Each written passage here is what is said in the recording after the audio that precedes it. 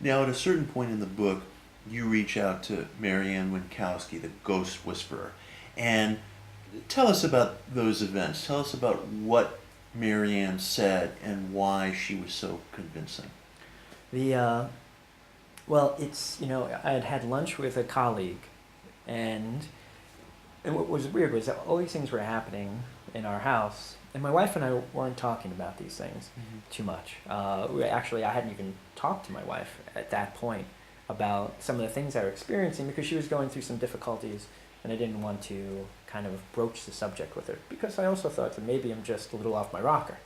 And the but all of a sudden I let a friend know at lunch, and it was really maybe it was a 1 minute soundbite. I just said, well, there's a couple weird things happening in the house, and she said, no, you have a ghost in your house. And I went, I do not. But maybe in the back of my mind I was thinking that and she knew Marianne Winkowski or had worked with her. Marianne was coming out with a book at that time called When Ghosts Speak, and eventually gave me her phone number, said I should contact her just to get a read on the house. And Marianne can do this thing where she can do phone readings. I don't know how she does it, but she's able to get on the phone and tell you whether or not you have a ghost in your house. And held off at least 6 months, if not longer, before I made the phone call. And that was during that time things began to escalate in a very big way. Made that phone call and had read her book actually before I made the phone call. And I think reading the book really what tipped the scales for me, because it was a pretty level-headed approach to, the idea of ghosts. For her, it's no big deal. Ghosts exist, spirits exist. She calls them earthbound spirits that haven't moved on to the next stage in life or afterlife. And I hadn't read a book like that ever before that just looked at it the way you might look at accounting or finance. It was very level-headed and it spoke to me in a way that maybe other books might not have. I just felt very comfortable with it. Made the phone call. She turned out to be a doll. Someone who was just really easy to talk to. Felt instantly comfortable with her. And our phone call, she was able to give a reading over the phone, and she was amazingly accurate. And I think if she would have gotten on there and got a whole bunch of things incorrect, I probably would have hung up the phone and maybe would not have, be talking to you right now. There were intimate details that she grasped right away that did not fit the template of what is called a cold reading. Right, exactly. Now, cold reading is a way, some psychics use this, or, by asking certain questions that make you think that no matter what your answer is, you feel like that person knows everything about you. Right. Now, Marianne was asking questions, but there was a definitiveness in her questions. And they were so accurate about the layout of the room, about the color, about who lived in there before, about, just the windows in the house, the furniture in the house, about certain parts of my past, and things that there's no way that someone would have known. And even if it was just, she's like, oh wow, I got this one, I got this one, I got this one. There's so many things. Again, the stacking of accurate details that really, quite quickly, change happens in an instant, I think. You can go from being a doubter 1 minute and a believer the next. And that's what happened to me. I really went from having a bit, kind of being on the fence, and I guess that all took a long time to get there. But once I got there and talked to Marianne, she just, basically knocked me over, and I fell on to the side of believing. And it seemed like one of the most unsettling aspects of that phone call is at a certain point she said, yes, there are ghosts in the house. One of them is a young man. I'm very concerned about him, and he's standing on top of you right now. Yeah, actually, I just got goosebumps thinking about that, because that's still one of the most terrifying things that I experienced in this haunting.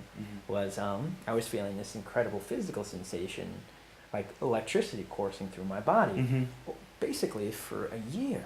And it was going on for a year. And it was only happening the majority of the time. I shouldn't say only, but the majority of the time, and there was maybe only a handful of incidents where it didn't happen in my son's room.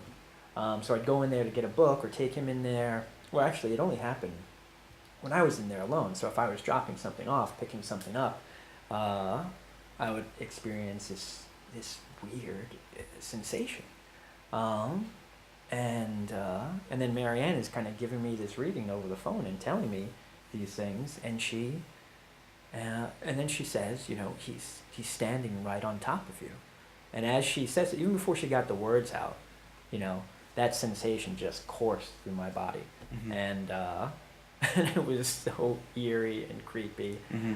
and a little awe-inspiring too. Mm-hmm. So I think that was, you know, as much as I was frightened at the time, there was a sense of that is tremendously weird, but in an Mm-hmm. awe-inspiring way. So And with Marianne's advice, you had to perform what many people would consider a kind of exorcism.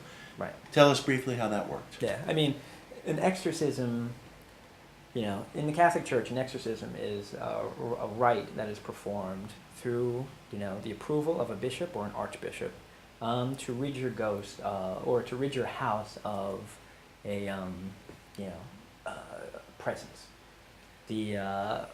What Marianne basically asked me to do, she said, if you want to get rid of your ghost, you have to perform, you know, you should perform the ceremony. And part of it was burning a sweet-smelling incense stick while reciting the Lord's Prayer. Mm-hmm.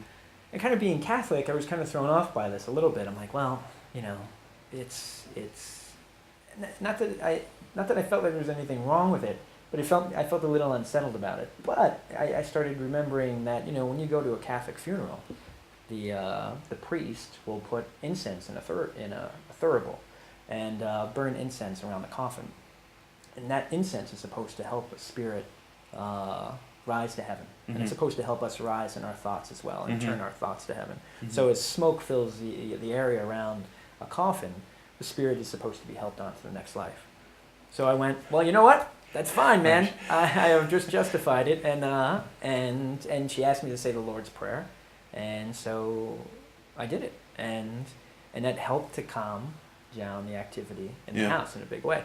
And, you know, there's something in the Bible as well. I'm forgetting it, but I think there's a spirit or a demon or something that happens in the Old Testament, and it could be in one of the apocryphal texts, Mm-hmm. where a liver is burned, and the smell of the liver. Oh, of course. That's Actually, the Book of Tobit. yeah, Yes, it's one of the the Book of Tobit. apocryphal texts. Right. So, Yes. oh, right, with Raphael. He expunges a demon. Yep. Exactly. So Yeah. so the burning of this liver, you know, gets rid of the demon.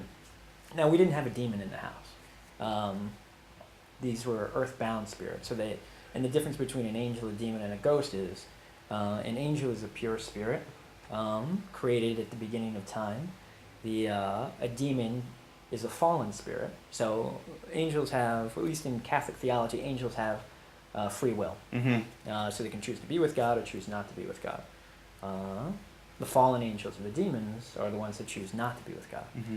And then ghosts or earthbound spirits are the spirits of people who have lived, Mm-hmm. you know, so they had physical existence at some point. So that's really the difference between the three types of spirits that we normally talk about: Mhm. angels, demons, and ghosts.